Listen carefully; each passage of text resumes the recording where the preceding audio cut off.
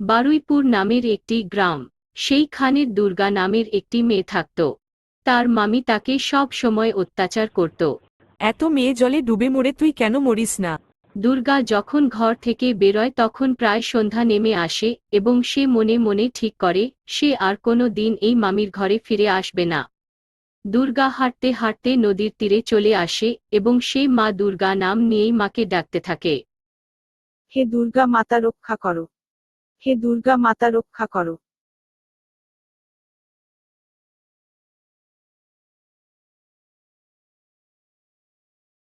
হে দুর্গা মাতা দেখা দাও না, হলে এই নদীতে ঝাঁপ দিয়ে প্রাণ বিসর্জন দেব।